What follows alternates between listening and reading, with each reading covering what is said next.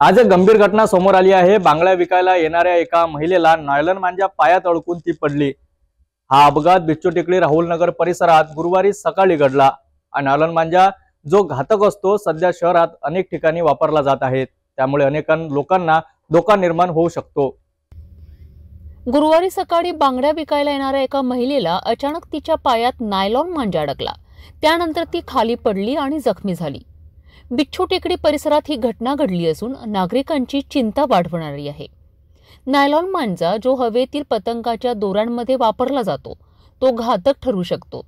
यापूर्वीही पोलिसांनी जनजागृती केली असतानाही अनेक जण अजूनही या घातक मांजाच्या वापरास चालना देत आहेत। पोलिसांनी यावर जनजागृती केली असून नागरिकांना सावध राहण्याची सूचना दिली आहे। मात्र नायलॉन मांजाच्या वापरामुळे अपघातांची संख्या ही अजूनही वाढत आहे। सुनंदा वानखडे, बांगडेवाली बाई। मी इकून आली रस्त्यानं आणि ते माझ्या पायाने मांजा अटकला, पडली मी बांगड्या घेऊन। खूप काही लागलं हाताला पायाला। मांजा कोण नायलॉन मांजा आहे? हो, खूप त्रास होऊन राहिला माझ्या पायाला।